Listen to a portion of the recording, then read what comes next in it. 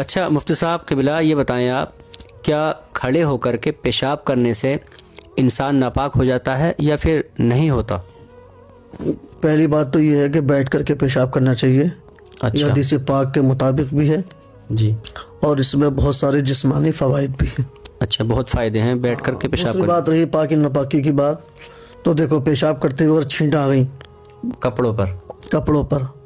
تو چاہے وہ بیٹھ کر کے ہو چاہے کھڑے ہو کر کے ہو،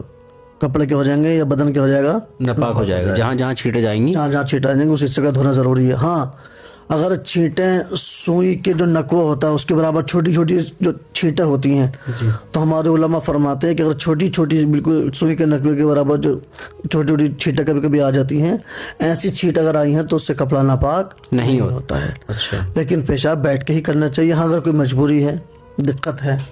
نا، پیروں میں درد ہے یا بیٹھ نہیں سکتا ہے یا کپڑے اتنے سخت پہنے ہیں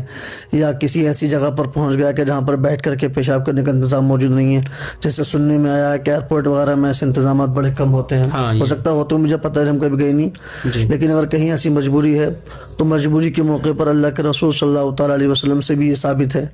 کہ اللہ کے رسول صلی اللہ تعالیٰ وسلم نے ایک مرتبہ کھڑے ہو کر کے پیشاب فرمایا، تو ہمارے محدثین کرام نے اس کی وجہ یہ بتائی کہ اللہ کے رسول صلی اللہ علیہ وسلم نے جہاں پر کھڑے ہو کر کے پیشاب فرمایا تھا اس کی وجہ یہ تھی کہ وہاں آس پاس گندگی تھی، اگر بیٹھ جاتے تو اور زیادہ خدشہ تھا، اچھا ہے نا، تو اس لیے کہ پیروں میں درد ہے یا کوئی دقت ہے یا کوئی گندگی ایسی ہے کہ بیٹھ جائے گا تو اور زیادہ خطرہ ہے، تو اس لیے وہ کھڑے ہو کر کے بھی پیشاب کر سکتا ہے، لیکن ناپاک اسی صورت میں ہوگا جب اس پر چھینٹیں اس قدر آ جائیں گی۔ اچھا